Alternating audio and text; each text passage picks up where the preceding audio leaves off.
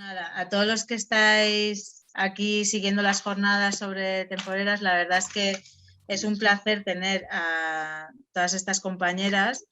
De hecho, me gustaría agradecer pues, a todas las personas que han hecho que esto sea posible, porque al final era una idea que teníamos en mente, no salía y tratar de cuadrar todo y que salga así, pues ha sido detrás de todo esto hay un esfuerzo, así que nada, agradecer a todo el mundo su participación y la verdad es que es un placer. La situación, bueno, lo que vamos a trabajar hoy en general es la situación de explotación en los sistemas intensivos de la agroindustria y para ello, pues primero va a intervenir Carolina Pérez, de Ecologistas en Acción, que nos va a hacer una visión un poco más general y luego vamos a ir aterrizando el tema a través de Juana Moreno y Emanuel Helio, que son dos sociólogas y autoras de una investigación titulada La ecología mundo bajo plástico, un análisis de la articulación entre la explotación de la naturaleza, el racismo y el sexismo en la producción de frutos rojos en Huelva. Y luego vamos a terminar con Teresa Ramos, que es corredactora del informe jurídico La situación de las jornaleras en los campos de fresa de Huelva, muy vinculado a lo que van a tratar Juana y Emmanuel, y que forma parte de la Brigada de Observación Feminista y que además nos va a contar de dónde nace esa brigada y que, bueno, que es importante que entre todas nos complementemos en todos estos, desde las distintas dimensiones en las que venimos trabajando este tema. Y nada, perdonad mi conexión porque creo que a veces se corta, pero bueno, lo importante es que la del resto no se corte, así que nada, doy la palabra a Carolina y después de las intervenciones de 20 minutos, 25 de cada una, pues trataremos de dar turno de palabra, preguntas al final del todo. Y nada, muchas gracias. Hola, encantada. Sí, como ha dicho, soy Carolina Pérez, que yo en realidad trabajo en el campo de la migración, también en una entidad en Barcelona, y estoy iniciándome desde hace un añito y medio en el sector de la agroecología. Por eso también soy coordinadora del área de agroecología en Barcelona. Y bueno, hoy os voy a dar una visión bastante general de la explotación más del sistema agrícola, ¿no? Más desde una perspectiva ecosistémica. Y luego, bueno, agradecer un montón porque me parece que los temas que tratan mis compañeras son fundamentales y de gran interés y muy invisibilizados. Por eso me alegro mucho de poder participar en estas jornadas. Voy a compartir pantalla porque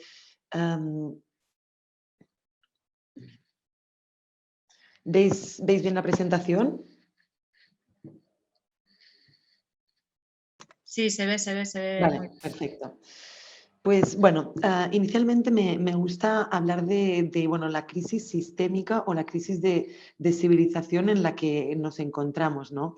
Actualmente vemos que nos encontramos en una situación de crisis financiera, de valores y del mundo rural. Y eso se debe a que, por una parte, hay una crisis ambiental que se traduce en varios ámbitos que son la desertificación, la pérdida de biodiversidad, la crisis climática que se engloba dentro del ambiental y la contaminación. Todos estos factores que tienen más que ver con el ámbito ecológico, bien evidentemente se relacionan con lo social, ¿no? Entonces, me parece muy importante pues, ir reflejando cómo se imbrican tanto los aspectos ecosistémicos, ecosociales y cómo eso se traduce en la realidad. En este gráfico lo que podemos ver es cuánto ocupa la agricultura y la ganadería en superficie terrestre del planeta. Eso lo vamos a ver sobre todo ligado pues, a los procesos de deforestación y de implantación de macrocultivos y macrogranjas que se están desarrollando cada día más y también al proceso de acaparamiento de tierras, que es un proceso que principalmente se realiza del país, del norte global hacia el sur global, y hay una apropiación de las tierras para tierras de cultivo o de explotación ganadera. No querría pasar, pasar mucho tiempo en este apartado, pero me parece importante reflejar y que entendamos las relaciones que hay entre la exportación e importación de productos agrícolas para entender quién produce y cuáles son los países que tienen mayor consumo de estos productos. Bueno, claramente se ve que los países del norte global tienen muchísimo más parte de suelo extranjero. Eso se liga con el proceso que os he comentado de acaparamiento de tierra. En cambio, cuando analizamos los países más del sur global, sí que tienen tendencia a producir en sus territorios. Este gráfico se enmarca en el mismo proceso y podemos ver las fechas en el que son las importaciones a los países. En este caso, la Unión Europea sería de los países en los que más importan productos agrícolas y ganaderos. Este gráfico sí que me parece muy interesante porque se puede poner en relación la adecuación nutricional, sino el índice nutricional de la población y la estabilidad de los ecosistemas, ¿no? Podemos ver que en los países del norte global podemos, aun siendo los países en los que tienen mayor acceso a la nutrición, una nutrición de calidad, luego lo matizaremos porque analizaremos la transición nutricional, pero aún así son aquellos que bueno, son los que tienen menor estabilidad ecosistémica. Tal y como he dicho, la transición nutricional, o sea, una de las dinámicas que más explicarían el cambio, el cambio de producción agrícola, luego haremos un pequeño análisis del caso español, serían el modelo alimentario. De hecho, en el sistema agrícola, bien evidente, es muy importante que entendamos cómo nuestros modelos de consumo son los que sustentan este modelo también de producción y distribución. Aunque, como veremos también, nuestra capacidad de decidir sobre ellos, nuestra soberanía alimentaria, muchas veces se ve limitada por el modelo productivo que hay y el modelo de decisiones tanto de regulación política como bueno, enmarcado en la economía neoliberal que todas sabemos, ¿no? Entonces, para nosotros siempre hacemos mucho hincapié y una de las campañas más importantes de ecologistas es el de Stop a la ganadería industrial, porque nos parece importantísimo reflejar el peso, aunque no queremos responsabilizar al consumidor, porque evidentemente su capacidad de decisión a veces, como decía, es muy baja, pero es importante entender que sí que tiene un impacto muy importante en el modelo. Aquí vemos un gráfico que demuestra, bueno, enseña los diferentes consumos según artículos y vemos que todo lo que son dulces, productos procesados, productos con altos valores glucémicos han ido en aumento, y como en los países del norte global normalmente son los que tienen mayor consumo de ellos, y estos productos también son los que utilizan más recursos hídricos, tienen un impacto más importante a nivel ecosistémico. En este gráfico es la relación en el consumo de carne roja, por lo que, bueno, como he dicho, la ganadería sería uno de los sectores que más tienen un impacto ambiental, sobre todo pues por recursos hídricos, por los nitratos, también el amoníaco y también los purines que está ligado sobre todo a las macrogranjas. Nosotros siempre nos gusta diferenciar con la agrocultura extensiva, ganadería extensiva, la cual sí que defendemos y apoyamos y creemos que puede contribuir positivamente al equilibrio ecosistémico. Pues efectivamente el modelo agrario industrial y liberalizado genera una capitalización de la agricultura como sector económico, lo que lleva a una deslocalización de la producción, lo que se liga con lo que los gráficos que hemos visto anteriormente, cada vez más los países, principalmente en el norte global, pero también del sur, cada vez más acaparan tierras en otros países y también pues, se benefician de la reglamentación de esos países, lo cual con el tema de la charla de hoy también tiene sus consecuencias en el modelo del trabajo, ¿no? Y bueno, también hay una intensificación tecnológica debido a la mecanización masiva que está habiendo en este sector y integración vertical. Según la FAO, resolver el problema del hambre en el mundo no es una cuestión de producción de alimentos, sino de acceso y distribución. Es verdad que actualmente están cada vez más, hay más discursos neomalthusianos, ¿no? Que el malthusianismo defendía que hay una capacidad limitada de crecimiento demográfico de la Tierra. Nosotros estamos en contra de estas teorías neomalthusianas, puesto que creemos que realmente es acceso, distribución, decisión de qué productos son los que se producen, en qué modelo, en qué lugar y siguiendo el equilibrio de la capacidad de los suelos.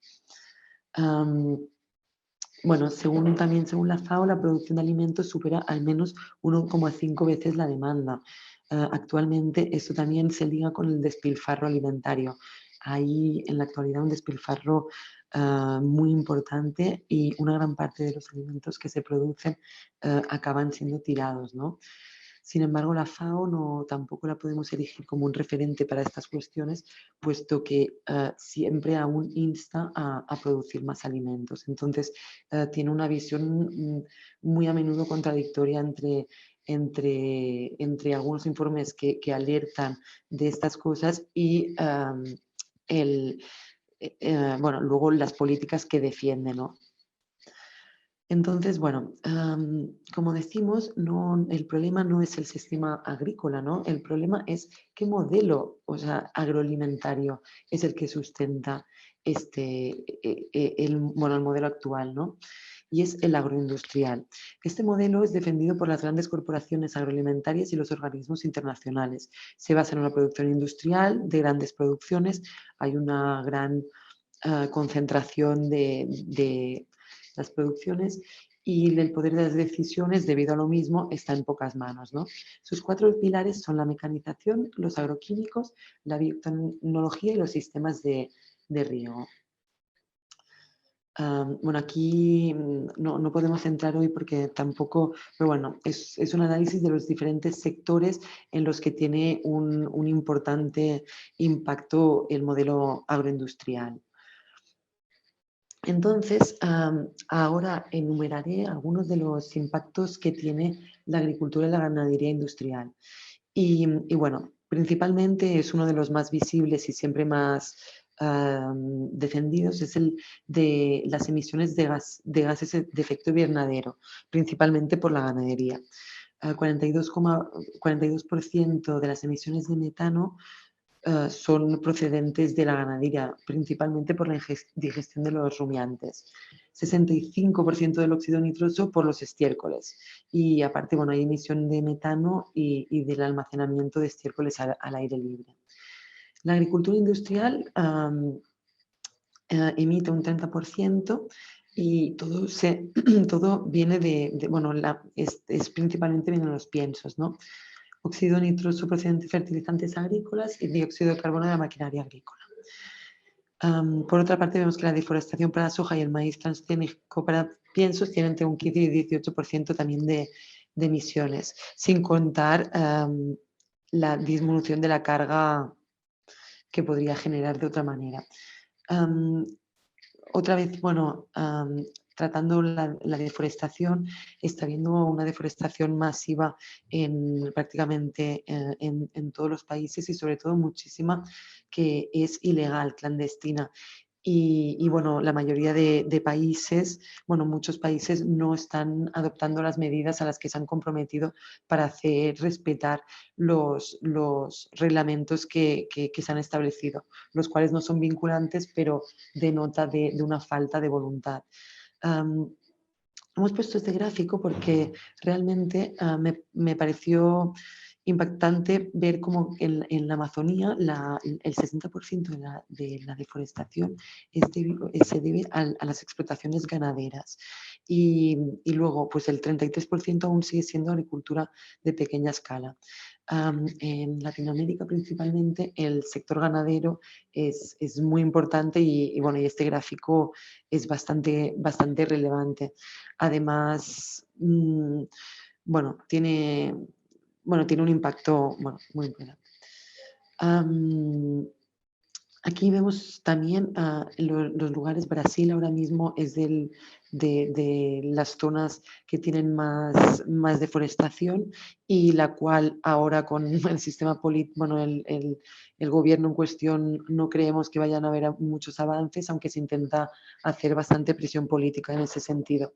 África Occidental también es uno de los países bueno, son uno de los países que más y debido pues al sistema económico que tienen actual y a la dependencia, nos parece también difícil que vayan a haber muchos avances a corto término.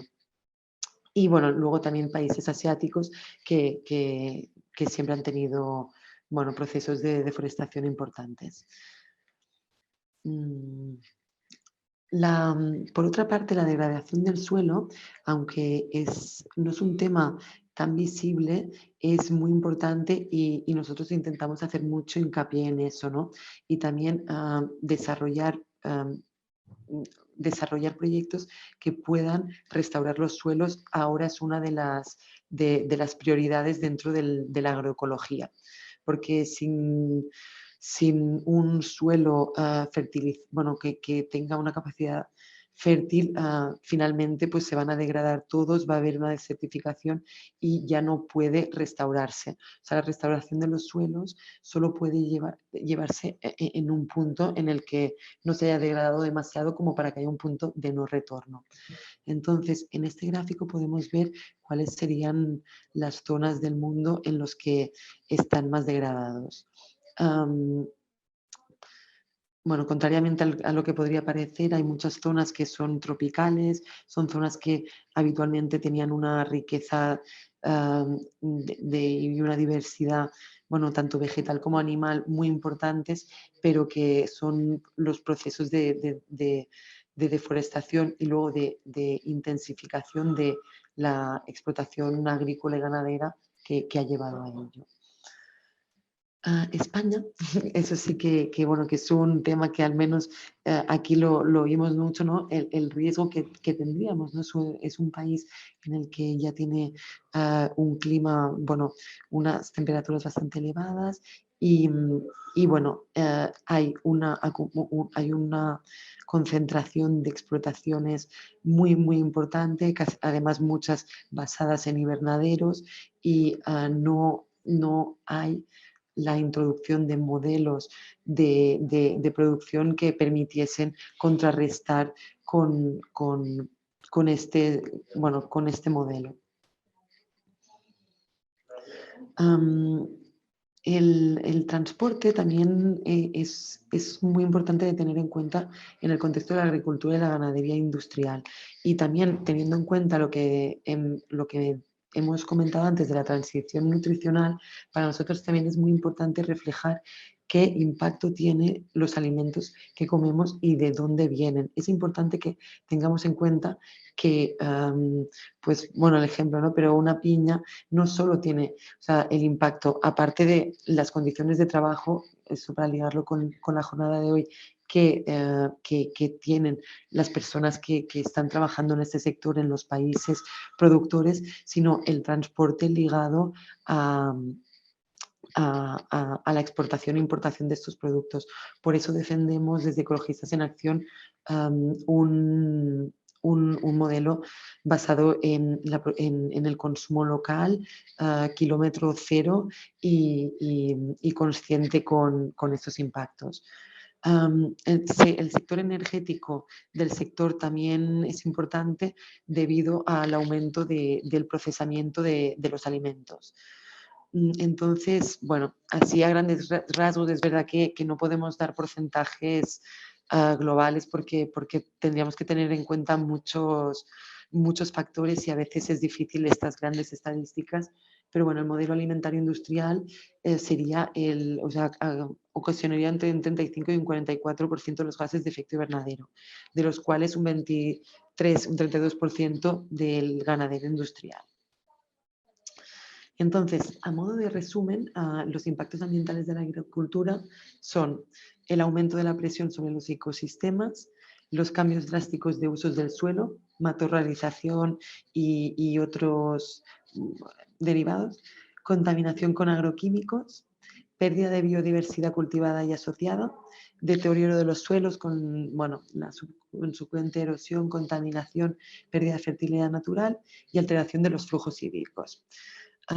Eso lleva a una pérdida de las funciones y servicios que generan los ecosistemas, con una subconsecuente pérdida del bienestar humano, mayor vulnerabilidad frente a perturbaciones y pérdida de la memoria ecológica.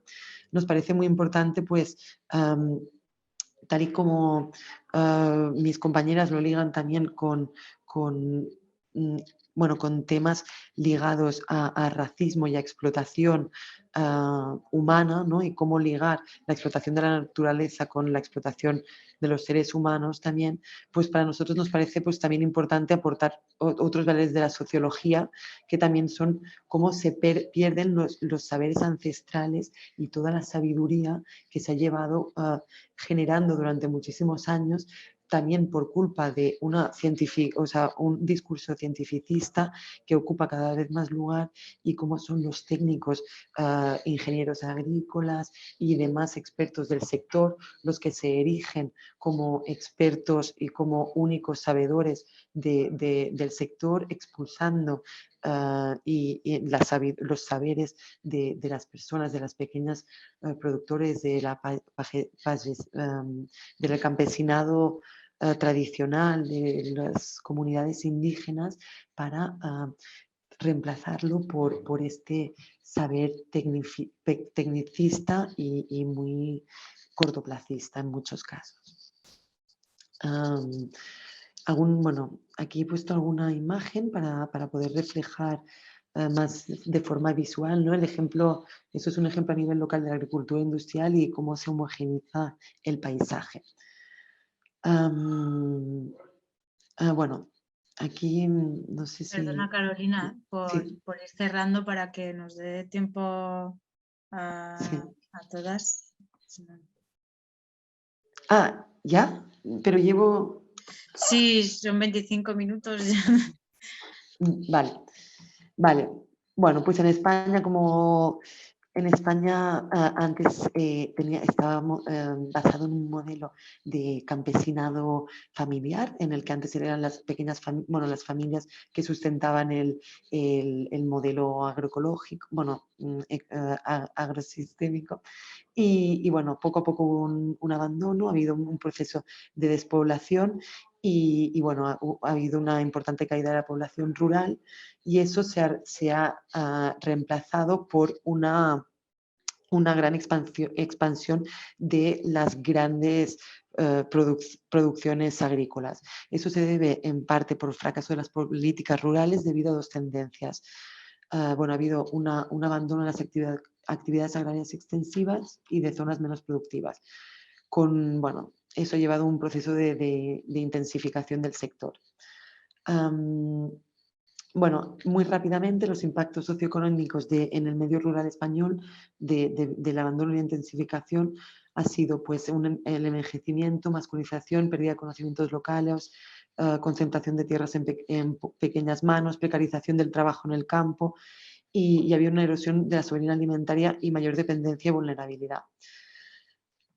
Entonces, aquí también vemos como el sector del el mercado de trabajo en el sector agrícola español ha ido disminuyendo el sector, bueno, el trabajo decente, el sector precario ha ido en aumento y el muy precario de la misma forma.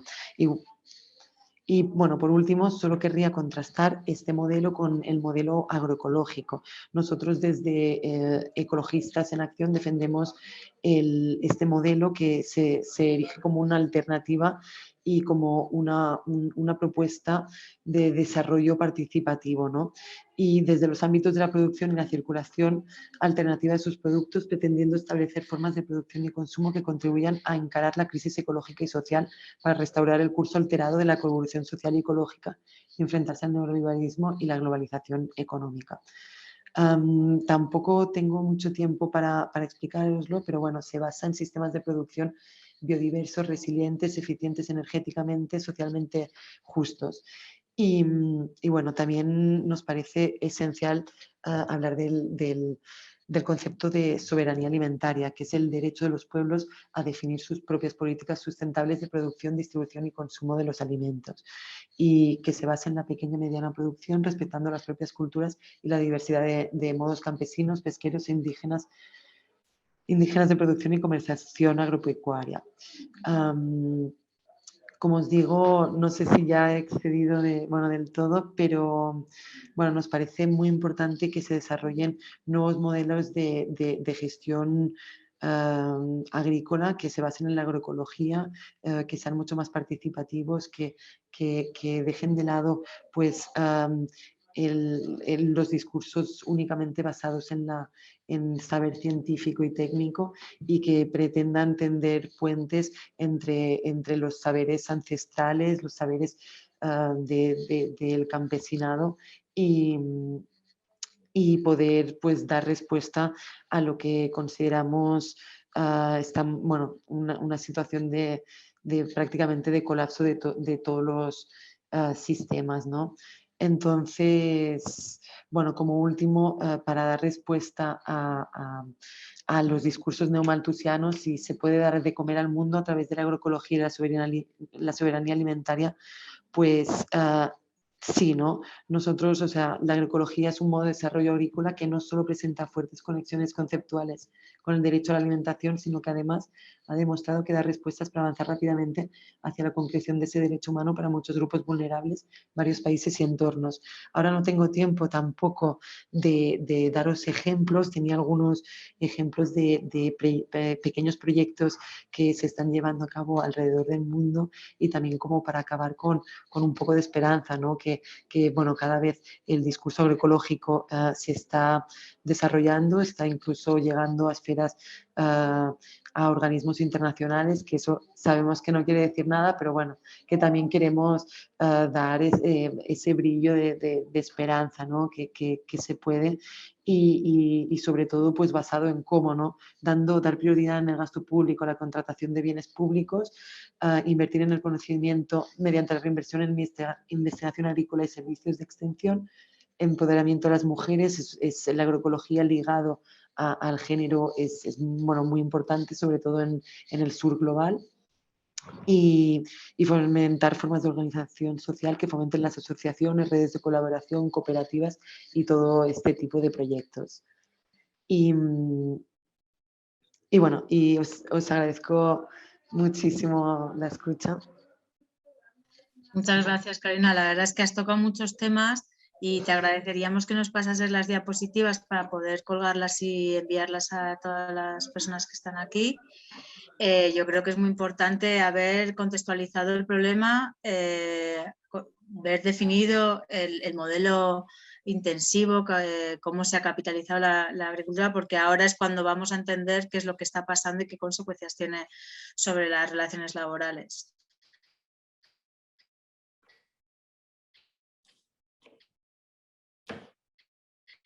Justo el buen momento. Doy paso a Juana y Emmanuel. Muchísimas gracias. Hola, pues buenos días. Me presento, soy Emmanuel Elio y presentaré este artículo que escribimos con Juana Moreno aquí. Ya me entró estrés por el tiempo, pero voy a intentar hacerlo rápido por mi primera parte, que sería un intento de aterrizar estas tendencias que describió la compañera en una provincia española en particular, la de la fresa de Huelva. Recordar que hice mi tesis sobre la contratación en origen de obreras agrícolas marroquíes en Huelva, que la defendí hace tiempo y que es un poquito lejano para mí, pero que se llamaba en este tiempo Importar mujeres para exportar fresas, y ya era un intento de pensar de manera conjunta la circulación de trabajadores y la circulación de productos industrializados del campo. También decir que no pretendo aportar nada nuevo que no hayamos ya dicho o escrito, y sobre todo muchas personas antes de nosotras.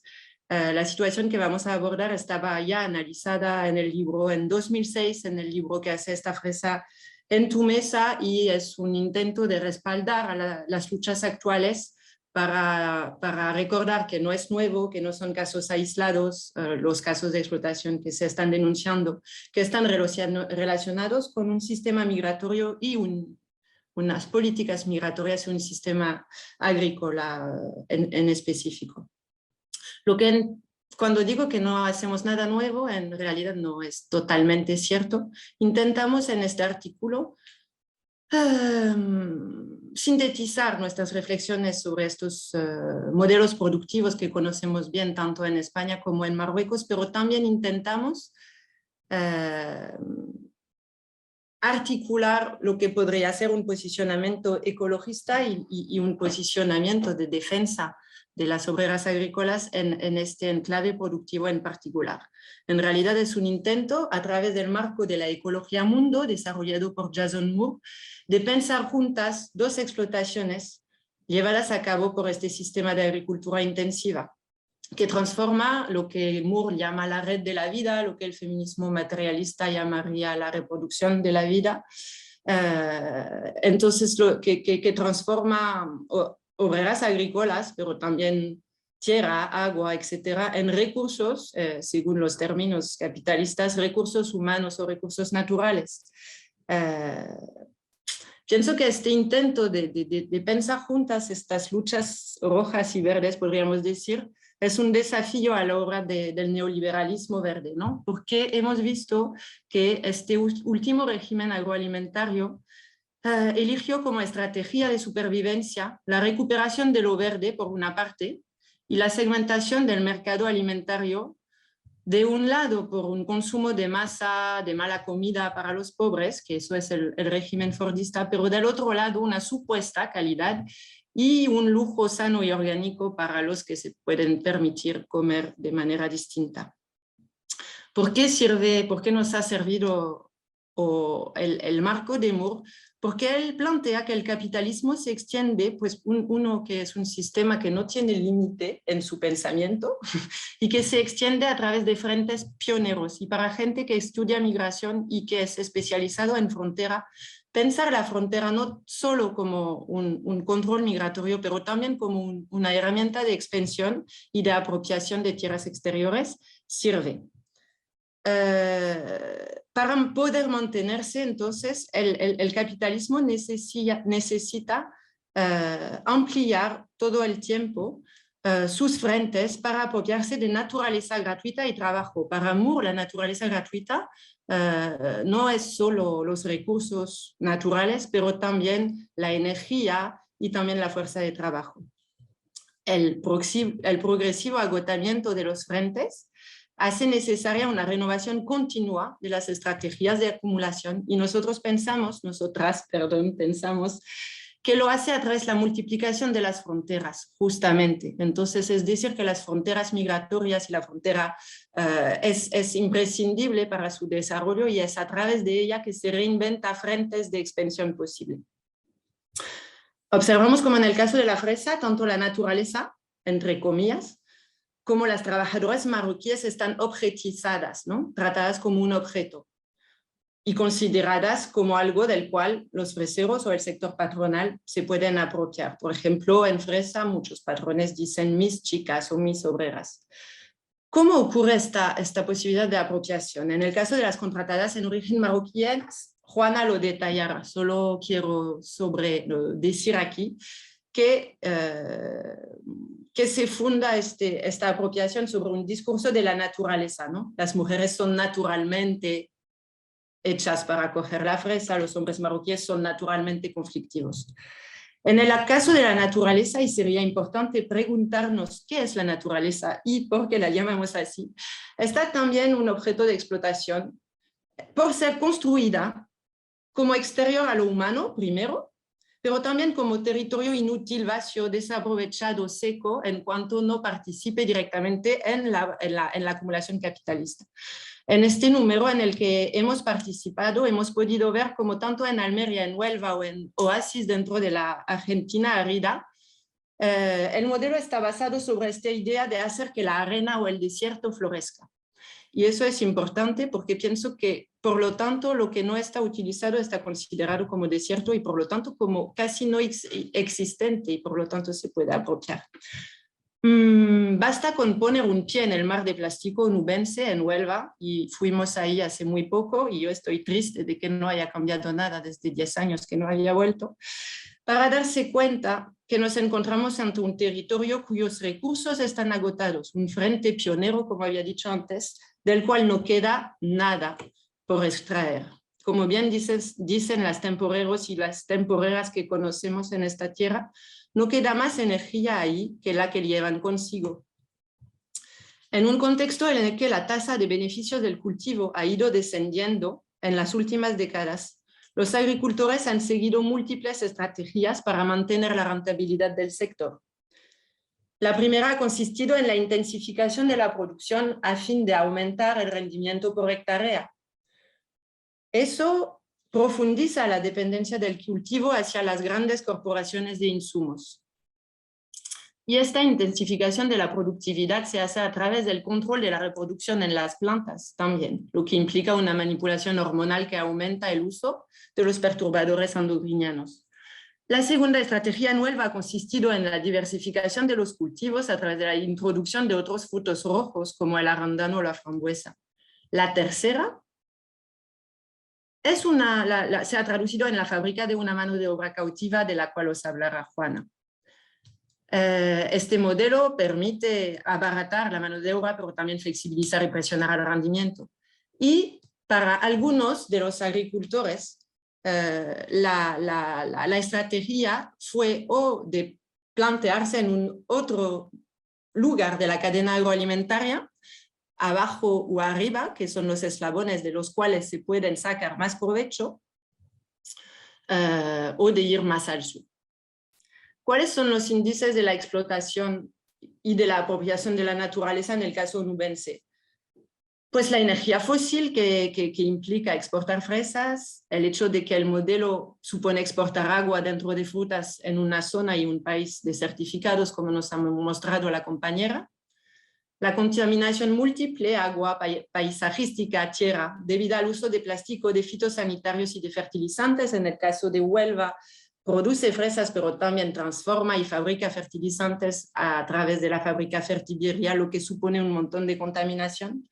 La apropiación de montes comunes en el origen del cultivo, cuando se quemaron 2.000 hectáreas de bosque y que se pasó suelo público a suelo privado.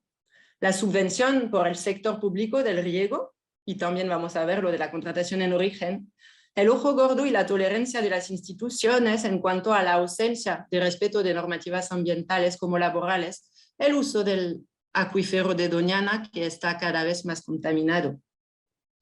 La apropiación de la biodiversidad y de la naturaleza a través de la patente, el hecho de que las fresas estén patentadas y que ningún productor de fresa puede decir que ha inventado la fresa, y a pesar de todo es una apropiación de algo que no era antes comercializado, que es uno de los pilares del capitalismo agrario. Por lo tanto, el enclave andaluz es un caso paradigmático no solo de agricultura industrial orientada a la producción de comida barata, pero también de cómo, y vamos a verlo con Juana, las cadenas agrícolas globales son gobernadas con respaldo institucional y a través de la frontera. Juana va a detallarlo ahora mismo. y sí tengo tiempo, pero pienso que no me gustaría un poquito también, resonando con el título de las jornadas, hablar un poquito de la categoría jurídico-política de la trata, que de mi punto de vista pertenece o conforma una parte del dispositivo fronterizo que vamos a describir más adelante, pero hablaremos del tema. Muchas gracias. Muchas gracias, Manuel. Bueno, pues entonces ahora, bueno, yo soy Juana Moreno y voy a continuar un poco complementando lo que ha comenzado mi compañera Manuel, centrándome más bien en esa variable de ajuste que en el modelo productivo que hemos descrito constituye la mano de obra, ¿no? Ante un descenso de la rentabilidad, ante esas expresiones en los distintos puntos de la cadena, sobre todo en la comercialización, el mantener los costes y a la baja y la flexibilidad de la mano de obra constituye un elemento estructural fundamental en el modelo productivo de la fresa onubense como en otras agriculturas intensivas, ¿de acuerdo? Entonces, quiero hablar un poco del sistema de contratación en origen que se ha llevado a cabo con Marruecos, ¿de acuerdo? En el que además de la frontera se van a articular, como vamos a ver, mecanismos sexistas y racistas para construir esta mano de obra que responda a las necesidades o a las demandas del modelo y de los empresarios agrícolas. Quizá empezar diciendo que la contratación en origen en general y con Marruecos en particular es una parte solamente, o las temporeras contratadas en origen son una parte de un mercado de trabajo más amplio que está segmentado por origen, por sexo y por estatus legal, es decir, son una parte muy visible, es un sistema muy emblemático de movilización de la mano de obra, pero no son las únicas trabajadoras, ¿vale? Y que coexisten con mujeres autóctonas, con temporeras de Europa del Este que vienen más bien con empresas de manera temporal y con mucha población extranjera que reside de manera regular o irregular en el territorio, ¿vale? Entonces hay esta segmentación que también es funcional al modelo. Bueno, pues la contratación en origen con Marruecos, aunque tiene su antecedente en el año 2000 con el desplazamiento de mano de obra de algunas empresas que deslocalizaron a Marruecos, empezaron a traer trabajadoras, se institucionaliza en torno al 2006, en el momento que los contratos en origen que habían comenzado con Europa del Este, bueno, pues con la entrada en Europa del Este de Rumanía, Polonia y Bulgaria, se realiza un giro hacia Marruecos. Decir también que los contratos en origen con Europa del Este habían comenzado a principios de los 2000, en el año 2002 o así, para sustituir a una mano de obra que estaba desde los años 90, que era de inmigrantes principalmente varones, hombres magrebíes y subsaharianos, que en un momento dado empiezan a organizarse y a demandar derechos y a protestar contra la ley de extranjería. Entonces, hubo una sustitución por estos contratos en origen que se realizaron exclusivamente a mujeres.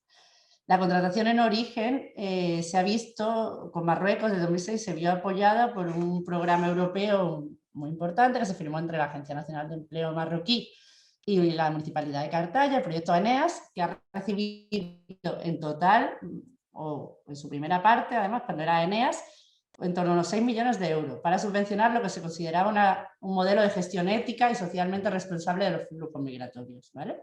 El programa se prolongó bajo otros nombres hasta 2011, pero con la llegada de la crisis o de los efectos de la crisis sobre el mercado laboral, el paro y un cambio de alternancia política, se suspendió. En cualquier caso, se trata de un modelo que ha estado legitimado y subvencionado por instituciones europeas y que esto ha permitido como proteger el modelo, y a la vista está que han pasado casi 20 años o 18 años hasta que se han empezado a cuestionar públicamente y ha calado el cuestionamiento público del modelo de migración circular que vendían como beneficiosa para todas las participantes, ¿no? Y ahora mostraremos un poco que en realidad es un modelo que se apoya y produce desigualdades de género, de raza y de clase. Bueno, es sabido, yo creo que por todas, pero recuerdo que el modelo, la contratación en origen en Marruecos se dirige exclusivamente a mujeres con menores de 14 años a su cargo, en general que sean de origen rural, que tengan experiencia en agricultura, y pertenezcan a familias empobrecidas. Hay una importante presencia de mujeres viudas, divorciadas y separadas, ¿vale? Estos criterios, ya se ha dicho numerosas veces, que están hechos para garantizar el retorno y también para limitar la capacidad de reivindicación de la mano de obra ante una serie hasta el gran número de incumplimientos de convenio que existen en Huelva. Pero estos criterios, que son claramente discriminatorios, parece que solo se legitima su persistencia porque se aplica a mujeres extranjeras, ¿no? Esto es una cuestión que, aunque se ha señalado numerosas veces repetidamente, siguen aplicándose estos criterios. El empleo con cargas familiares de mujeres ha sido justificado principalmente en base a una naturalización, como decía la compañera Emanuel, de las capacidades femeninas, de los de estereotipos, ¿no?, que aluden a la delicadeza, a la sensibilidad de las manos de las mujeres, que las harían más válidas para manipular la presa, a su docilidad, son mujeres que esencialmente darían menos problemas, y a la consideración de las temporeras marroquíes, y esto da menos problemas, delicadeza, sensibilidad, lo tengo entrecomillado porque son citas literales de declaraciones siempre. Igual que las temporeras marroquíes, cuando comienza a realizarse la contratación, empiezan a considerarse apropiadas porque, entre comillas también, pues no salen, no beben, como madres van a retornar ya que tienen cargas familiares. Es decir, son una serie de discursos que movilizan estereotipos racistas y sexistas sobre estas temporeras. Así se ha justificado su contratación, ¿no? La incorporación de esos criterios al programa.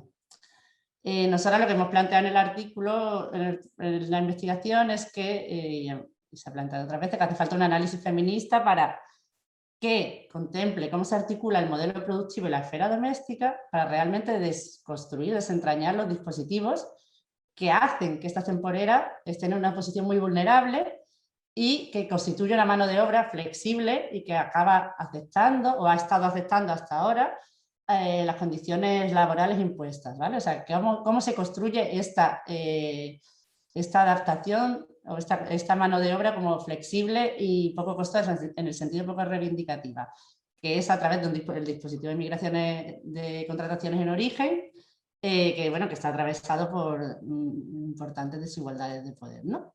Entonces, este es un poco el planteamiento. Bueno, no voy a entrar en lo que plantea el feminismo materialista o, ¿no?, el análisis feminista del trabajo, pero simplemente decir que sí, de sus planteamientos lo que entendemos es que la esfera de reproducción, es decir, en la posición de las mujeres en la esfera doméstica a la que se le atribuye, tanto ideológica como materialmente, la mayor parte del trabajo reproductivo y de cuidados, influye en su inserción diferenciada en el mercado laboral. ¿Qué ocurre con las contrataciones en origen? Que el trabajo asalariado, o sea, la esfera y el trabajo doméstico y de cuidados se desarrollan en dos lugares separados, ¿vale? Y además están separados por una frontera.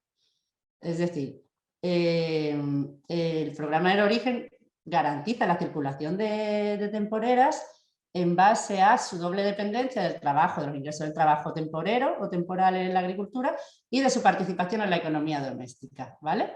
Sería esta separación, esta articulación entre espacio doméstico y productivo esta separación está articulada y regulada por las disposiciones jurídicas y las políticas migratorias y está generalizada. A fin de cuentas, es la identificación de las mujeres marroquíes como madres y el hecho de que sean responsables, de hecho, del trabajo doméstico y de crianza, lo que las construye como trabajadoras ideales que retornarán a su casa al finalizar la temporada. Dentro de las contrataciones en origen, uno de los ejes fundamentales es el retorno de las temporeras y a sus lugares de origen. De ahí que se ha ido todo afinando para que esto ocurra. Así, dado que son madres que deben retornar con sus familias, vemos como el género, ¿no?, los mandatos de género justifica y naturaliza el retorno y justifica y naturaliza una política migratoria que es extremadamente utilitarista, es decir, que aspira a que se realice un trabajo sin que las trabajadoras se instalen en el territorio. ¿Por qué ha resultado funcional este modelo a los empleadores, ¿no?, al empresariado agrícola? Pues por un lado porque ofrece una alta flexibilidad, por un lado las temporeras van llegando en función de las necesidades de producción, o sea, van llegando desde Marruecos en distintos momentos y son consideradas como cupo de reserva, se van solicitando según se van necesitando.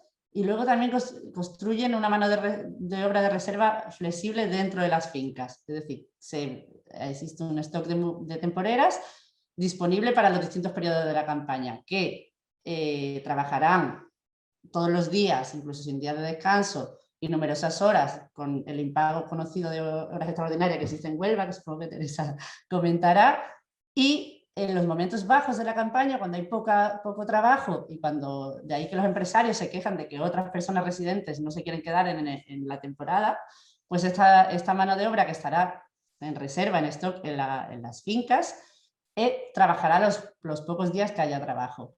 Esto es algo que renta, o sea que muy perjudicial para los proyectos migratorios de estas mujeres, porque muchas se quejan, se encuentran con que al final de la temporada han trabajado muchos menos días de los que habían estimado, ¿vale?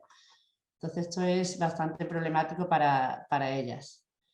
Y luego permite igualmente, pues bueno, explotar extremadamente esta oferta de trabajo, con un ritmo de trabajo muy intensivo, ¿no? Que ayer Ana Pinto y Najat comentaban, ¿no? La importancia del rendimiento, de las listas de productividad, de sacar los kilos que son necesarios. Hay un ritmo de trabajo muy fuerte y el bajo rendimiento se castiga también con días sin trabajar.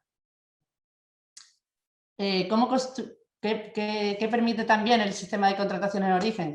Permite también eso, desmovilizar, construir una mano de obra poco reivindicativa con dificultades para la organización colectiva. No es una característica esencial de las mujeres ni del este ni marroquíes, tiene que ver, bueno, con sus posiciones subordinadas, evidentemente, y con una serie y con el sistema de contratación en origen, que por un lado genera una dependencia extrema del empleador. Se ha hablado mucho de cautividad jurídica porque tienen unos permisos de trabajo y residencia vinculados a una actividad concreta, pero vinculados a un empleador concreto, por lo cual perder el trabajo significa perder tu residencia legal en España y sobre todo significa también que no te vayan a llamar en la siguiente temporada.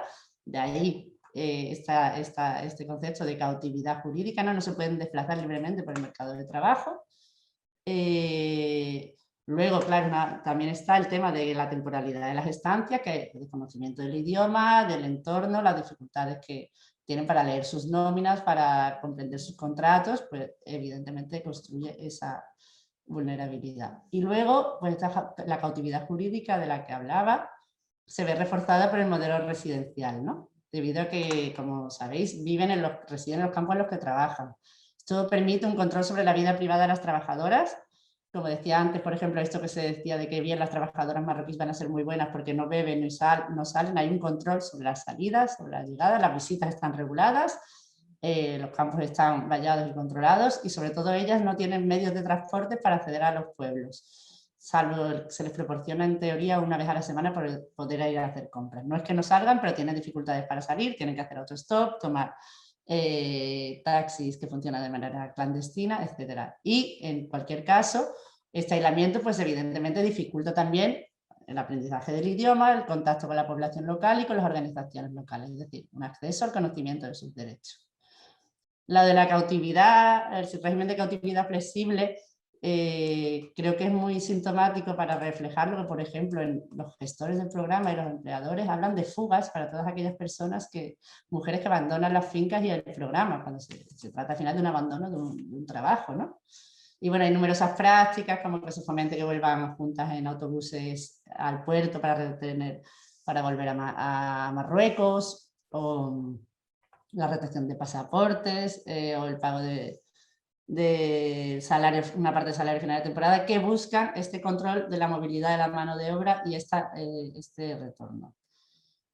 Por otro lado, es un sistema que hace que los costos sociales del cultivo sean externalizados. Aquí no me voy a detener, pero bueno, tanto la reproducción, la esfera de reproducción está en Marruecos, la reproducción de la fuerza de trabajo está así, la reparación de los cuerpos de las temporeras también está allí. O sea, todo el tema de la salud y de las enfermedades o las problemáticas que se puedan adquirir con el trabajo tan intensivo en la fresa también es externalizado, ¿vale?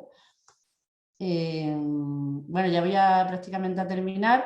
Quiero decir que este sistema de contratación en origen ha estado construido para esto, para garantizar una mano de obra poco costosa, poco reivindicativa y flexible, ¿no? Que se adapte un poco a las exigencias de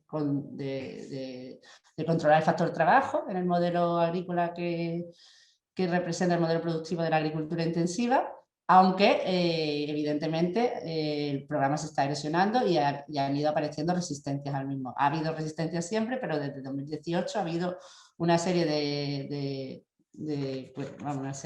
han ocurrido una serie de cosas que han hecho emerger de manera más clara resistencias colectivas e individuales al modelo, ¿no?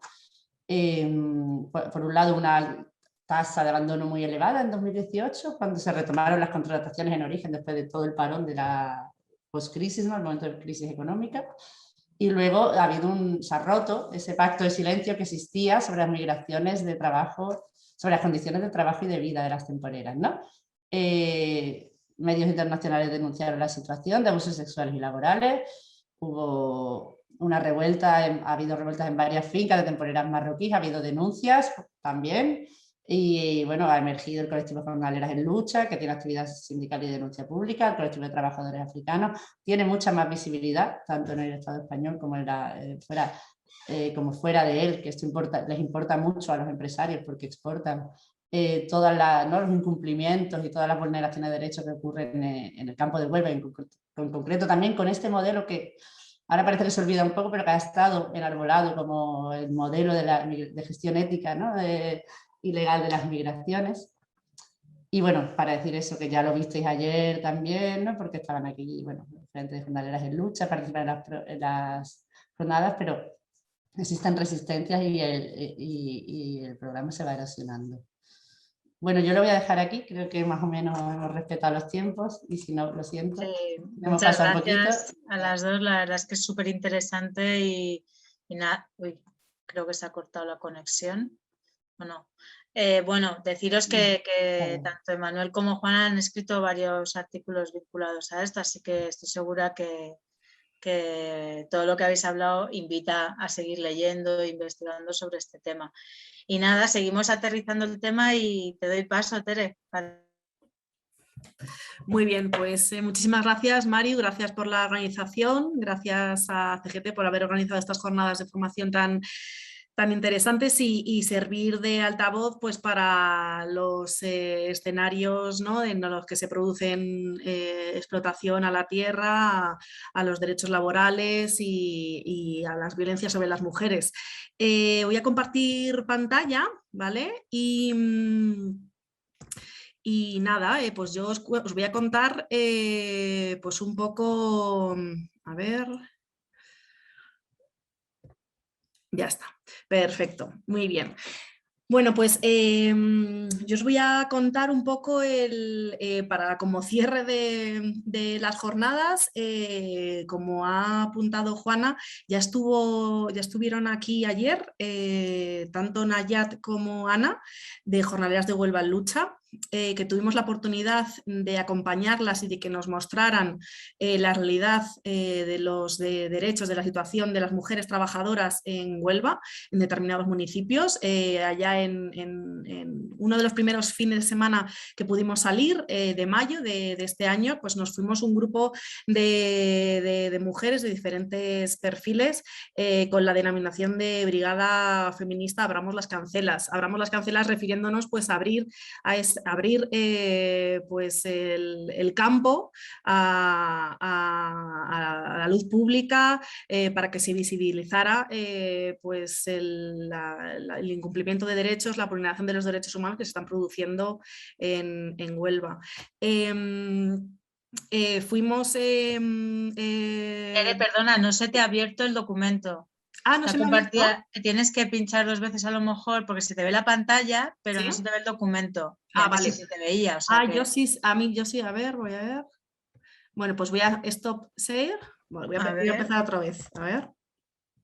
Antes sí que se te había compartido, o sea que... a ver. Ahora sí. Vale, ahora. Perfecto. Diapositiva.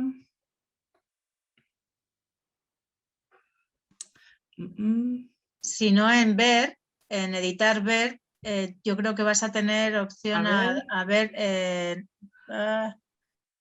no, en ver, dale a ver un momento. ¿Sí? No, yo creo que tiene que ser en pase de diapositivas, sí. Aquí, presentación, vale. Iniciar de diapositivas, voy a ver. Así no se me ve, a ver, es que está pensando yo creo, le está costando. Así se ve de todos modos. Ahí se ve, vale, a ver. Sí. Bueno, lo puedo hacer así, vale, así sí. Lo hacemos, ¿vale? Para continuar rápido. Estupendo. Muy bien, pues impulsado fundamentalmente la brigada de la mano sindical de jornaleras de Huelva en Lucha, se impulsó por La Laboratoria, que es un espacio de investigación feminista en el que recomiendo acudir a su web, que tiene cuadernos, por ejemplo, el de las mujeres de la PA, así como uno también que relaciona el trabajo doméstico con los derechos de las mujeres en el campo. Está también el informe que os voy a hacer una especie de resumen. Os recomiendo que la visitéis esa página web. También impulsado por Museos en Red, el Museo Reina Sofía, así como una cooperativa de abogadas que eran las que asesoraban a las jornaleras de Huelva en Lucha. Fuimos un grupo de personas de mujeres en la que teníamos la finalidad de recabar información pues audiovisual, auditiva, jurídica de los derechos para poder difundir y ser un altavoz de la realidad y echar una mano a las compañeras de las jornaleras de Huelva en Lucha, teniendo en cuenta un poco la dejación de funciones por parte de las administraciones que están teniendo hasta ahora. En la foto, como veis, tuvimos la oportunidad de visitar uno de los asentamientos irregulares que se encontraba en Palos de la Frontera. Justo se había producido un incendio y la situación era desoladora, pero puedo rescatar dos cuestiones, me vienen a la mente dos cuestiones de este asentamiento. Pues conocimos a una compañera de las jornaleras en la que, a pesar de la falta de servicios, de que al lado se encontraba pues una montaña de basura porque no hay recogida de basura ni nada semejante de servicios mínimos en los asentamientos irregulares, pero sí que había una dignidad que se mostraba incluso en la misma casa de cuidado y de hospitalidad que nos tuvo. Y en segundo lugar, pues también recordar un poco que, a pesar de las visitas de las ONGs para ayudar a paliar los estragos que supuso el incendio, se quejaba esta compañera de que venían las ONGs pero no había resultados, ¿no? Con lo que se estaba produciendo como una doble victimización de los hechos que estaban ocurriendo. A ver... Bien, las fuentes, este informe que está alojado en La Laboratoria, pues que se presentó hace algún tiempo, hemos tenido oportunidad ya de presentar y de tenerlo y presentarlo a determinadas administraciones públicas. Estuvimos entrevistadas con la ministra de Trabajo, con el Ministerio de Igualdad, con la OIT, con diversas organizaciones, y la respuesta fue de que eran conscientes de que la situación era bastante alarmante y esperamos, vamos a ver, por ahora no tenemos conocimiento de muchos resultados favorables de cambio, pero esperamos que a partir de la temporada que viene haya nuevas actuaciones que responsabilicen más a las administraciones públicas y si no, pues seguiremos dando guerra y seguirán haciendo acción sindical y política las jornaleras. En este informe que os enviaré a Mario por correo electrónico o bueno, ahora lo mismo lo podemos poner en el chat, Mario, que se encuentra en La Laboratoria, en la página web, pues hemos tenido unas fuentes de información Ya comentabais, pues nada, los hechos de la realidad de las jornaleras. El fenómeno de las jornaleras lo venían diciendo ayer por la tarde, no es una cosa reciente, sino que es desde hace muchísimo tiempo. En 2018 salta la noticia en los medios, en los grandes medios de comunicación, las agresiones sexuales y el acoso sexual producido por encargados a trabajadoras marroquíes del contingente de Marruecos que comentaba Juana. Y lamentablemente tras nuestras entrevistas se produce esa misma realidad, no ha cambiado. También tenemos como información el informe del relator especial de Naciones Unidas, de la ONU, en el que justo antes de la pandemia visitó, entre otros territorios, el Estado español, y visitó Huelva y tuvo ese titular, ¿no?, que dijo que los asentamientos irregulares se encontraban en peores situaciones que los campos de refugiados, ¿no?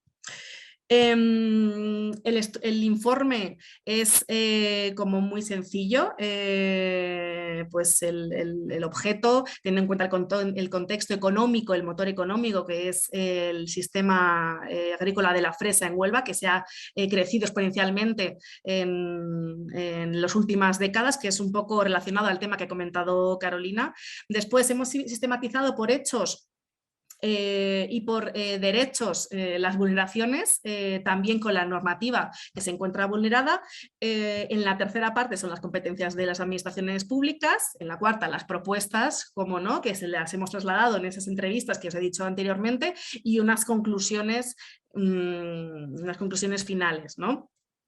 Lo que nos encontramos, y que ya un poco se ha establecido, se ha quedado dicho en las intervenciones anteriores, es un poco la diferenciación de las situaciones de las trabajadoras en Huelva, las verdaderas protagonistas de esta precariedad, de este racismo y de esta autoorganización sindical feminista que vimos de la mano de las jornaleras. Por un lado se encuentran las mujeres trabajadoras del contingente de Marruecos, que ahora, tras años, como han dicho anteriormente, que únicamente se dirigía a la contratación en origen a Marruecos, ahora se ha abierto y están seleccionando en Ecuador y en Honduras. Parece ser, pues, que los trabajadores marroquíes han salido, ¿no?, de ese estereotipo de sumisión, ¿no?, que han buscado y que prefieren ahora buscar trabajadoras en otros países. El contingente es un sistema de contratación avalado por la ley de extranjería, en el que se puede estar máximo 9 meses en el periodo de un año, y que se establece entre la ANAPEC, el SEPE de Marruecos y la Administración Española, Dirección General de Migraciones, que pertenece al Ministerio de Seguridad Social, ¿no? Establecen unas condiciones de habitabilidad, de condiciones laborales que, como que vamos a ver más adelante, suponen, nosotros sostenemos en el informe que puede ser susceptible de un ejemplo de trata laboral con fines de explotación laboral, por lo que a continuación vamos a decir. Después, la segunda situación, porque depende de cada situación, claro, obviamente estás más o menos expuesta a vulneraciones y a explotación. Se encuentran las jornaleras permanentes, por así decir, tanto españolas como migrantes con autorización de residencia y trabajo, que están en la temporada, también, pero que ya se encuentran con permiso.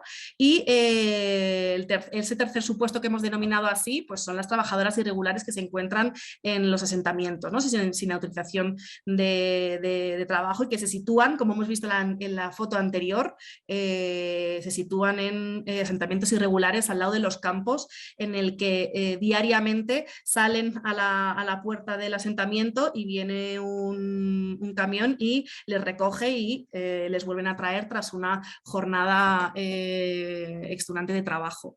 En estos 3 casos en general, nosotros cuando fuimos aquel fin de semana largo a Huelva, lo que vimos es mucho miedo mucha vulnerabilidad. Todas las entrevistas que tuvimos se tenían que celebrar en sitios apartados. Recuerdo pues un sitio que nos entrevistamos con un par de trabajadoras del contingente en el que tuvimos que adentrarnos en las profundidades de un bosque para estar separadas de la carretera y no nos vieran. Y así como nos entrevistamos con una trabajadora pues que había caído enferma tras estar 1 o 2 días también del contingente en los barracones donde residen, al ver que la enfermedad iba para adelante, que estaba sangrando y que se empeoraba, pues la persona responsable de la empresa lo que le vino a hacer es, en vez de trasladarle a un hospital, como es lo que requería la trabajadora que tenía mucho dolor, pues la dejó abandonada en una carretera, ¿no? Después, tras el apoyo mutuo y las redes de apoyo, entre otras las jornaleras, le trasladaron a un hospital, pues tenía un parte de que estaba sufriendo un cólico nefrítico. En vez de tener esa cobertura de la seguridad social que se supone que tenían que tener las trabajadoras del contingente, pues la dejaron abandonada en una carretera. Es decir, que hay mucho miedo, mucha vulnerabilidad, pero también al mismo tiempo hay mucha dignidad. También fuimos conscientes de las redes de apoyo y de todo lo que se articula después, que también es importante mencionarlo. El perfil en este caso, en esta lámina, lo que vemos es el perfil de las discriminaciones que se producen en el caso de las trabajadoras del contingente. No me extiendo más porque lo ha comentado Juana, ¿no? La ANAPEC lo que busca cuando está en Marruecos es mujeres rurales con cargos, con menores con hijos a su cargo, es decir, mujeres que tengan que volver, que tengan una necesidad y que no vayan a dar muchos problemas porque estén muy ajustadas con esa situación. Por tanto, se produce una discriminación intersectorial en el que pues también, ¿no? Como decíais, que no me extiendo, los roles y estereotipos están ahí y se aprovechan de ello. Por lo tanto, entendemos que hay una discriminación por razón de género y por razón racial. Las vulneraciones añadidas de los trabajadores del contingente, pues escasez del idioma, falta de información, a pesar de que la regulación entre España y Marruecos a través de una orden establece las condiciones de habitabilidad, las condiciones de los contratos, de los documentos, que han de ser transparentes, que ha de ser la lengua obviamente de las trabajadoras, eso lamentablemente no existe, así como las condiciones de viaje, tanto de ida y vuelta. Ahora con la pandemia COVID también es responsabilidad de la empresa hacer las pruebas PCR, sin embargo la realidad es todo lo contrario, ¿no? No hay información real del contrato, no hay información real de la nómina, ya que no está en su idioma, y hay tratos humillantes, vejatorios, y las condiciones, y esto es fundamental, las condiciones que se ofrecen, las condiciones laborales que se ofrecen en Marruecos, pues son muy distintas de las que se producen en realidad en territorio onubense. Ahora quería como mencionar un poco las diferentes vulneraciones que se dan, y el sector del campo de la fresa, el sector de la fresa en Huelva, pues como hemos visto, tiene una discriminación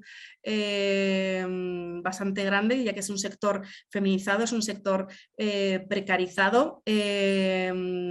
Las mujeres normalmente son las que recogen la fresa en el campo y los hombres son los que se encuentran en los almacenes, ¿no? Por estos roles, estereotipos que veníamos diciendo. Hay represalias en supuestos, en el caso de que haya una mínima queja. Ahí sí que es verdad que había diferencias un poco dependiendo de la empresa, ¿no? Del tipo y de la dimensión de la empresa, que no siempre se producían ese tipo de vulneraciones. Ante este tipo de cuestiones intentamos también entrevistarnos con Fiscalía y la verdad es que no, finalmente no cojó esa entrevista, pero no hay una respuesta por parte de las administraciones públicas desde la perspectiva de género, desde la perspectiva feminista, teniendo en cuenta toda esta realidad.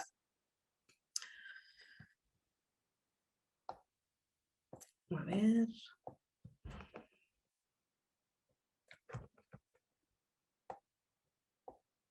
A ver, que no me va esto, no sé.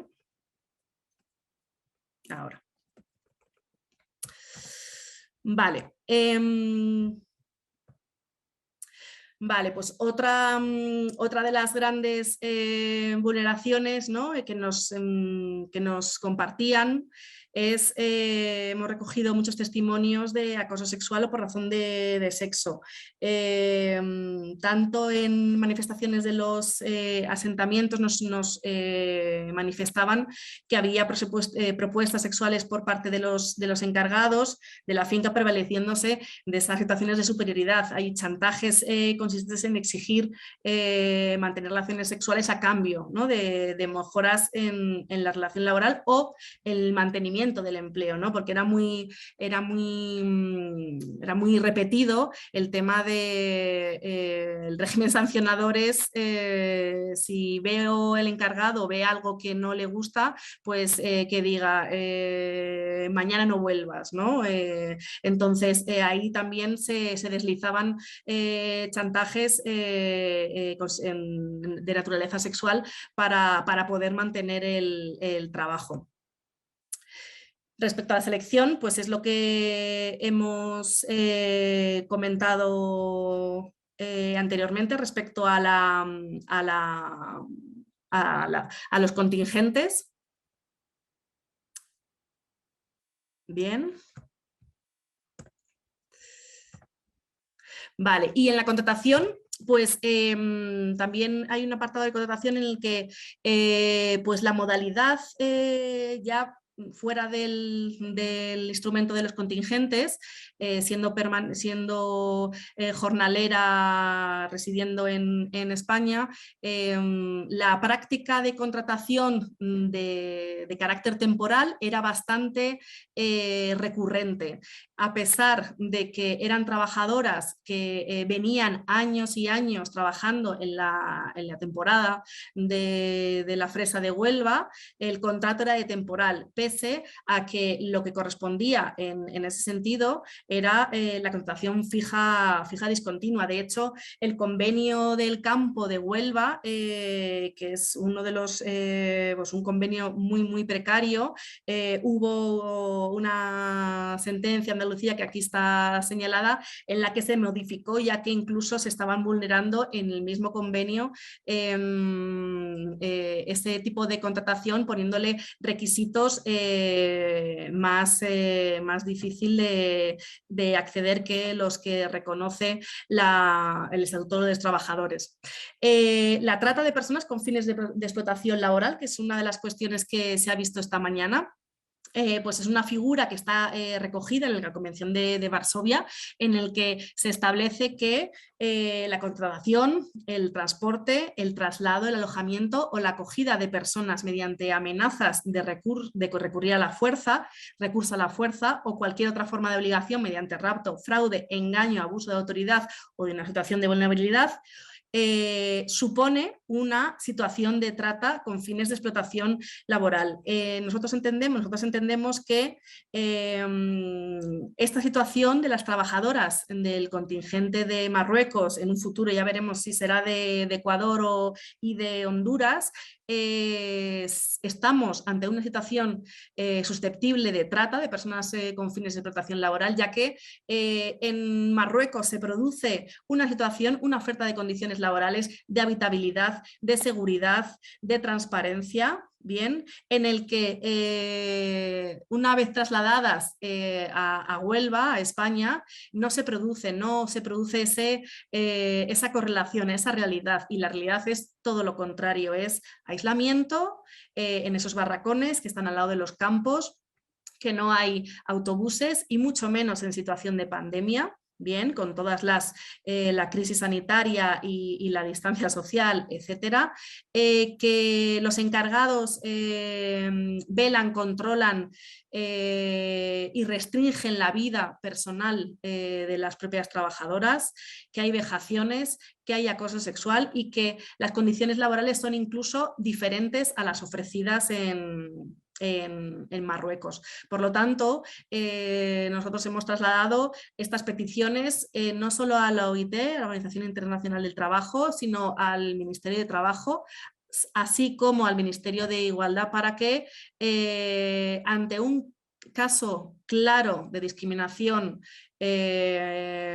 por razón de género y por razón de origen racial, de origen, hay que actuar inmediatamente, porque esto es un escenario, una situación que, aunque queramos girar la cabeza y no ver lo que es lo que está sucediendo en situaciones absolutas de impunidad, no se puede sostener.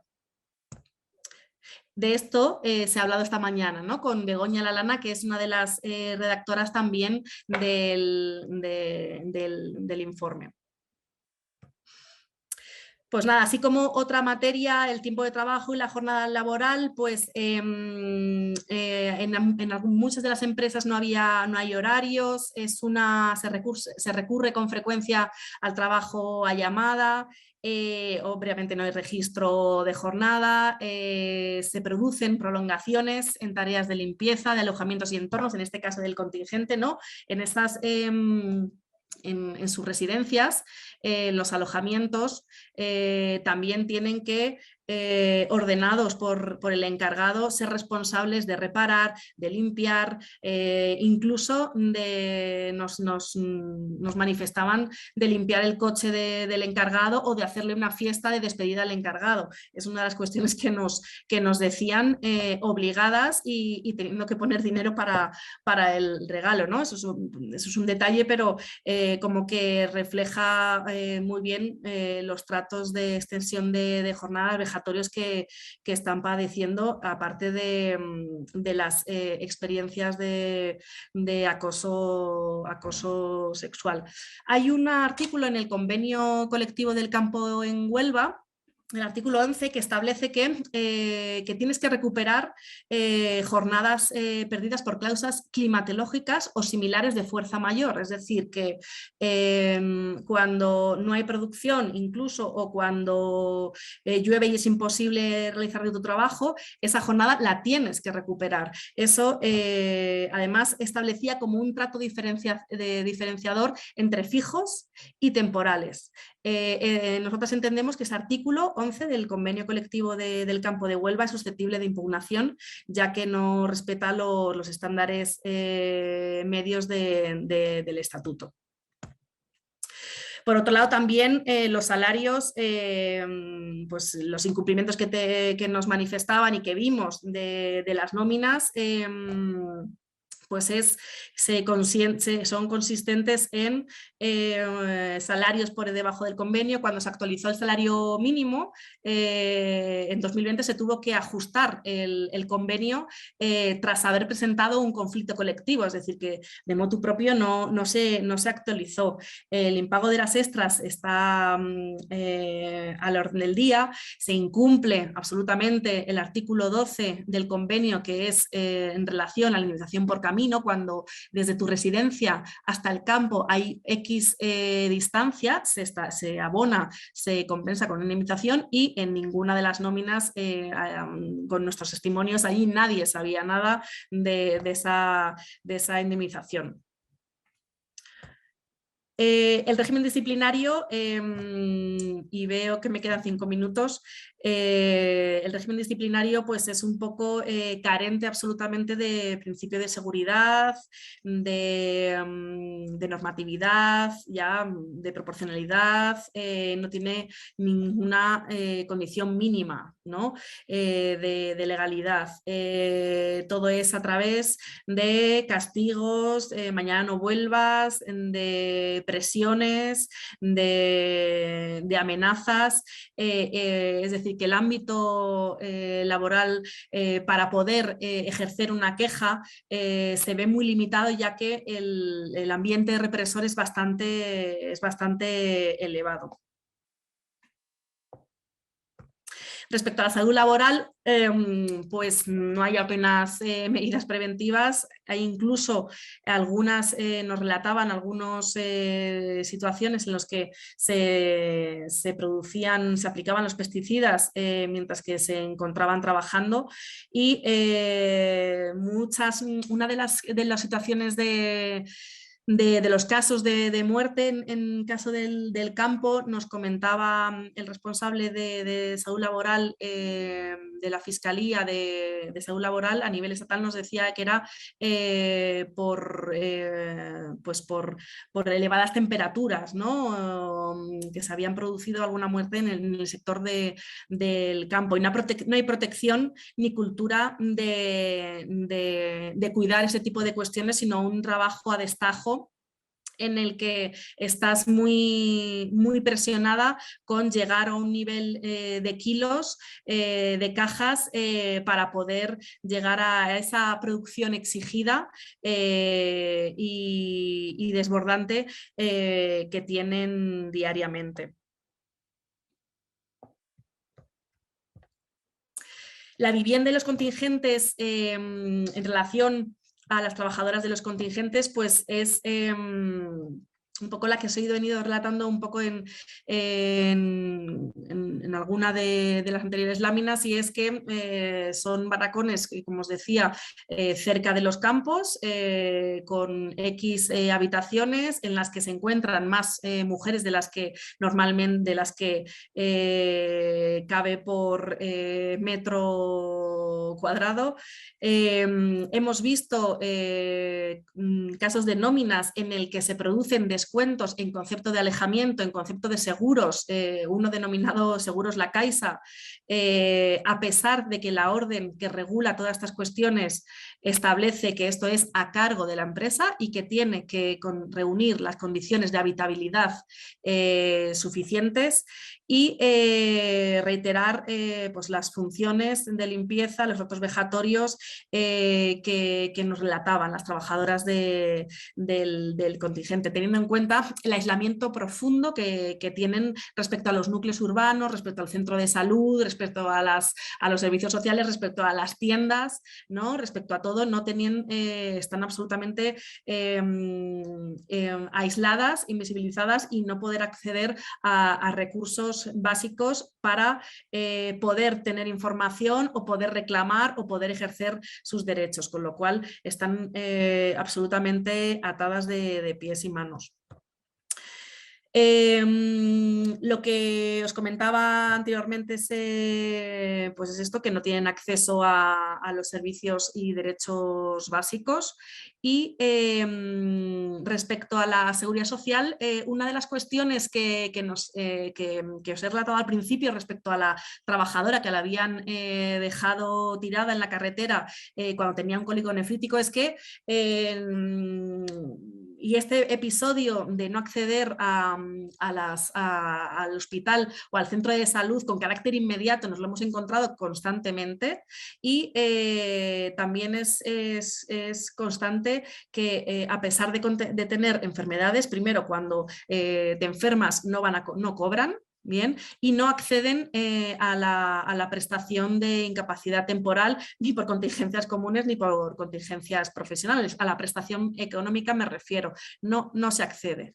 No se accede, te quedas en tu casa, te quedas en tu habitación sin cobrar y cuando vuelvas a trabajar pues ya cobrarás. Así como las veces que se les ha trasladado al hospital han tenido también que abonar los productos farmacéuticos. En cuestiones en relación a la situación a la pandemia COVID, pues nos hemos encontrado que diferencias entre las empresas, obviamente, pero en general que no había habido medios preventivos, antígenos ni PCRs obviamente, ni geles, en algunos casos sí, pero en la mayoría no, y se ve agravado no solo en la hora de realización del trabajo, sino también a la vuelta, que se han tenido que, pues se han visto pues paradas días esperando el transporte que les devolvía en la temporada pasada a su territorio y ha sido como una dejación, un olvido bastante grande. Hemos revisado también las denuncias presentadas por las abogadas, por la Cooperativa de Abogadas Andaluza, y la actuación de la administración, y ahora termino ya comentando un poco me he quedado absolutamente a oscuras, se me ve, ¿no? Por lo menos. Vale, pues sigo así.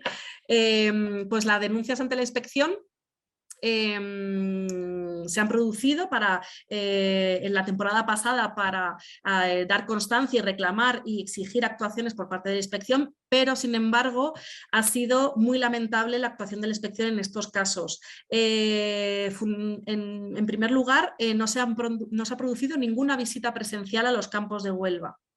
En una ocasión, que es la única que hicieron amago de asistir a los campos, al centro de trabajo, donde pueden hablar con las trabajadoras y contrastar información y hablar también con la empresa, obviamente, no encontraron el campo al no tener los recursos tecnológicos suficientes como para encontrarlos y no se les ocurrió ninguna manera de acabar llegando al centro de trabajo.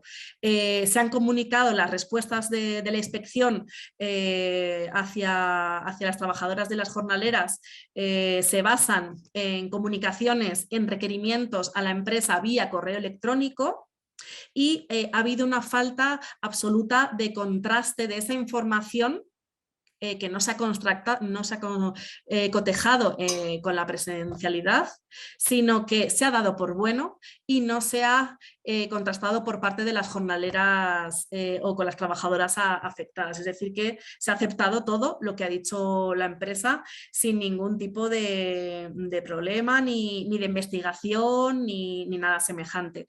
Asimismo, una de las cuestiones de las actuaciones de la inspección ha sido requerir a la empresa pues, que actúe, ¿no? En determinadas ocasiones, pese a la legislación de la inspección de trabajo que implica que cuando se produce un daño en los derechos laborales no se puede requerir, sino que directamente tienes que sancionar. Pero a pesar de todo eso ha habido como una dejación absoluta de las facultades que tiene adquirida la inspección de trabajo en esta materia. A su vez, la tutela judicial efectiva por parte de las administraciones públicas, tanto estatal como de la Junta de Andalucía, como del Ayuntamiento, en cada una de sus competencias, ¿no? La Dirección General de Migraciones por parte del Gobierno estatal respecto a los contingentes, así como la Junta de Andalucía respecto a políticas públicas de salud, de incendios en relación a los asentamientos irregulares, y la Administración local, los ayuntamientos, los municipios, en relación al padrón, que hay muchas irregularidades respecto al padrón. Como tienes que tener una casa, hay un mercado sumergido de cara a que tienes que pagar para acceder a un padronamiento, porque no admiten cualquier tipo de residencia como son los asentamientos irregulares, ¿no? Las actuaciones de las administraciones en general son insuficientes, sino aparte de insuficientes, hacen la vista gorda y miran para otro lado, sosteniendo la situación de explotación y de vulneración de los derechos humanos de la situación de las jornaleras. Y yo creo que me quedo aquí, son justo las 6:05, así que por mi parte nada más y seguimos debatiendo. Gracias, Tere, lo habéis cuadrado todas, la verdad es que genial. A ver, hay ya una pregunta que la ha escrito una compañera que se llama Carmen Torres. Si queréis para hablar tenéis que levantar, hay una esta de levantar la mano, una manita ahí, la pincháis y yo os voy dando audio. Carmen Torres preguntaba a Tere si tenéis datos económicos de los pagos de las empresas Alins por estas personas contratadas, si había datos. Ya cualquier persona que quiera participar, pues que levante la mano y ya le voy dando voz. ¿Respondo, Mario? Sí, si quieres. Perfecto. Sí. Vale, pues claro, con el INS no hemos contactado, ¿vale? Sería interesante. No sé si a lo mejor por el portal de transparencia es posible tener esos datos. También es como diferenciar, ¿no? Claro, habría que ver si nos permiten esa diferenciación de las trabajadoras del contingente, ¿no? Pero por ahora no tenemos esos datos, así que lo apuntamos. Vale, no sé si hay más preguntas. Yo la pregunta que tenía que haceros en general, como sé que todas a lo mejor tenéis acceso a instituciones de carácter estatal, que a lo mejor os han llamado para alguna sesión o algo que hayáis podido exponer estas problemáticas o estos estudios. No sé si habéis tenido oportunidad de, no sé, de ir a alguna reunión con el ministerio o hacer algo, o si sabéis, o sea, si os han atendido, si sabéis que hay consciencia de que se va a hacer o tienen intención de hacer algo ante este modelo, ¿no? Que además es estructural, o sea, ya vemos, ya nos lo decía Emmanuel, que ya existían libros y estudios de hace tiempo que ya hablaban de toda esta problemática, ¿no? Entonces, ¿sabéis si hay intención de atajar el problema o no? Y esa es mi pregunta, y luego hay, perdonad, una pregunta de Aurora que prefiere formularla por escrito, y es si Inspección de Trabajo no hace bien su trabajo, es decir, no inspecciona, ¿qué vías de presión son posibles para garantizar la mejora de las condiciones de trabajo de las jornaleras? ¿Tiene Manuel? Sí, perdón. No, para el rango de preguntas, pienso que en cuanto a... Soy mala yo para la articulación de regímenes de seguridad social. Me imagino el INSS es el Instituto Nacional de Seguridad Social, entonces sí. La cuenta de cotización que vierten. Bueno, en el campo en general, en España, las cotizaciones sociales están caracterizadas por una baja declaración. No sé si es eso que contesta, si es esta la pregunta, ¿no? Pero si es esta la pregunta, en el caso en general del campo, muchas veces hay menos jornales declarados que los que han sido trabajados. Eso fue el caso durante mucho tiempo también con las contratadas en origen en Marruecos, pero también estuvo en un año, hace mucho tiempo, fue una de las críticas y de lo que se consiguió desde la contratación en origen, garantizar desde la mesa del temporero un mínimo de 18 días trabajados, en el sentido en que a través de la contratación en origen, el empresariado se compromete a dar una actividad continuada a la obrera durante el tiempo del contrato en origen, ¿no? Y eso fue definido en Huelva como 18 días trabajados como mínimo cada mes. Y yo tenía en este tiempo la hipótesis de que al final, cuando se miró realmente, se vio que algunos que habían declarado pocos días se veían privados del sistema, entonces castigados, algunos empresarios eran castigados y no podían durante un año contratar en Marruecos, lo que implicó una falsa regularización en el sentido de que las marroquíes sí tenían el año siguiente todas 18 días trabajados en las nóminas declaradas, aún si habían hecho 30, pero pienso que estos días serán recuperados sobre los otros segmentos del mercado laboral, entre otras las mujeres rumanas, por ejemplo, que ellas no estaban miradas a través del proceso de contratación en origen porque ya eran dentro de la Unión Europea, ¿no? Eso sí me hago entender. Pienso que hoy en día tendríamos que volver a checar, a verificar si las nóminas de las mujeres indican como mínimo 18 días trabajados, que es el mínimo que se acordó dentro del sistema de contratación en origen.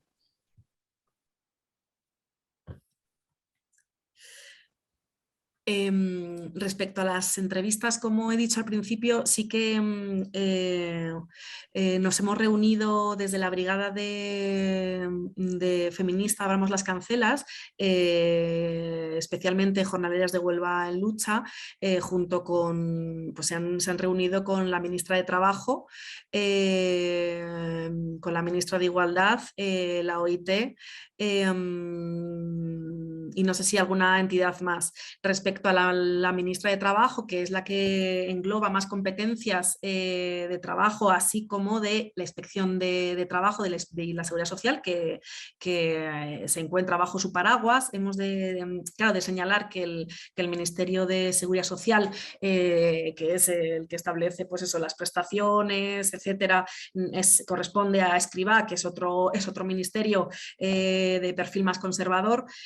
Pues cuando nos entrevistamos con la ministra de Trabajo sí que era sensible a esta realidad, era conocedora de estas vulneraciones. Les trasladamos específicamente las deficiencias que se habían tenido respecto a la actuación de la Inspección de Trabajo y la Seguridad Social, lo anotó, lo recogió y dijo que iba a revisarlo y a intervenir y a reforzar la inspección de trabajo en este sector, teniendo en cuenta la importancia respecto desde la perspectiva de género, desde la perspectiva feminista. Y pues estamos un poco también a la expectativa, a ver si realmente se produce esa actuación, no solo de redactar un correo ante la empresa y requerir información y darla por buena, que es lo que hemos tenido hasta ahora, que ha sido bastante lamentable, sino que realmente efectivamente se doten de recursos, que los existentes, y que efectivamente hagan su trabajo de sancionar y de personarse en los campos y de hablar y de verificar, de hacer campañas de oficio, de revisar los incumplimientos de derechos laborales apuntados, de facilitar información, etcétera. También, por otro lado, hemos visto que respecto a los sindicatos mayoritarios, hemos visto que también hubo, cuando estuvimos en Huelva, tuvimos un par de reuniones con comisiones UGT, estaban lamentablemente más preocupados en que las jornaleras de Huelva Lucha se afiliaran a su sindicato en vez de cumplir con las funciones del sindicato, ¿no? Que es de velar por los intereses y los derechos de las personas trabajadoras al margen de su afiliación, ¿no? Ya que apenas vimos un interés o una actividad sindical en relación a ese sentido. No sé si en relación a la pregunta que hacía antes la compañera sobre el tema de inspección, yo creo que queda respondida. No sé si la inspección del trabajo, que bueno, que no existía y que qué otras vías de presión podía haber. Ayer también resaltar a las compañeras que expusieron y hicieron una crítica, y yo creo que hay que asimilarla. Acaba de hablar Tere del tema sindical, y hacían una crítica al movimiento feminista también y hacían una crítica a los sindicatos de cómo se les ha abandonado, ¿no? Y yo creo que es importante que estemos hablándolo hoy aquí porque vemos que la reacción sindical yo creo que se queda corta y que desde aquí, desde un sindicato, hablamos y hacemos autocrítica de cómo poder llegar y cómo poder velar por esos derechos, y también por el lado del movimiento feminista que está un poco, que si no llega a ser por estas brigadas que se acerquen, pues aunque estamos con ellas, evidentemente, cómo acompañarlas, cómo acogerlas, ¿no? Y cómo podemos hacer, ¿no? Para actuar. Entonces yo creo que por ahí podría también ser un tema de debate, de reflexión. No sé si hay otra pregunta por aquí. A ver. Yo Manuel, solo sí quisiera añadir algo que es un toque de esperanza, pero también de análisis del hecho de que a través de estos sistemas de migración, a pesar de que intentamos deshacernos de ellos, la representación que el Estado y la patronal da de la temporera se nos queda un poquito pegado en los ojos. Ya es 20 años que este sistema existe, ya hay niños de la fresa o de la contratación en origen, niñas y niños, hay gente que se instaló, hay mujeres que se fugaron, o vamos a decir más bien que se instalaron. Pienso que son estas familias instaladas también y los niños y las niñas una base potencial de lo que se puede hacer en esta zona, y que al representar algunas figuras centrales de extranjería, que serían mujeres víctimas, malos hombres que trafican, temporeras, trabajo, igual sin hacerlo a propósito, y yo la primera, naturalizamos también unas personas que tienen una vida que a pesar de todo, de estar muy encerrada dentro de este sistema, algunas, tanto en Marruecos como en España, pudieron buscar los intersticios y las vías de escapatorias que parecen importantes en esta cosa, ¿no? Y solo era decirlo porque pienso que son la base con los cuales se podrá hacer sindicalismo mañana. Muchas gracias. No sé si tenéis... creo que hay una... Espera, Carmen vuelve a plantear que es que lo de las cotizaciones es importante a raíz de lo que decía Manuel antes, porque sí podríamos utilizar esos datos como forma de presión y denuncia asociada a las administraciones. Yo creo que tanto los datos que se pueden conseguir, aunque hay una falta de datos por lo que ha comentado antes Manuel, como también por el portal de transparencia, podríamos, yo creo que conseguir un poco más de información en ese sentido, ¿no? Y yo creo que sí que serviría como presión y denuncia social. No sé, si queréis contestar algo, si queréis añadir algo.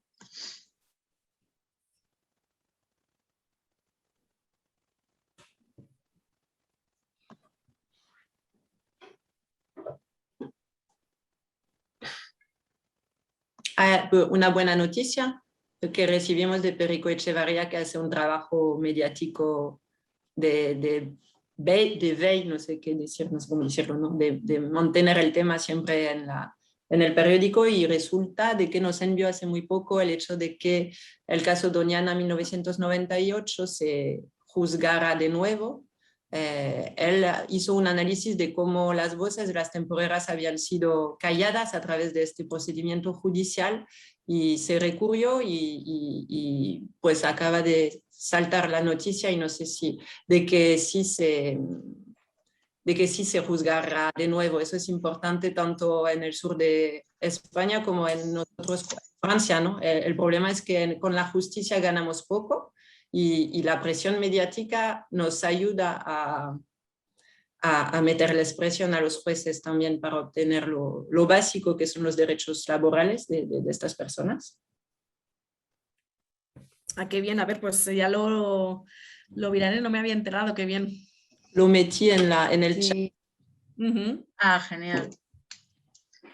Pues nada, si no hay más preguntas, daros las gracias por participar. Sí, ahí hay una. Bueno, ha dicho que gracias, que es un placer formar vamos, compartir con vosotras este espacio y hacer público esto y seguir pues trabajando y luchando, y seguramente que tanto por el lado de CGT, vamos, seguro que nos va a servir para todos los delegados y delegadas que están ahí cerca de estas realidades, pues seguro que esta información les viene muy bien para seguir trabajando.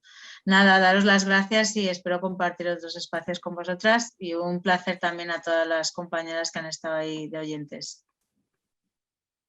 Muy bien, muchas gracias a vosotras.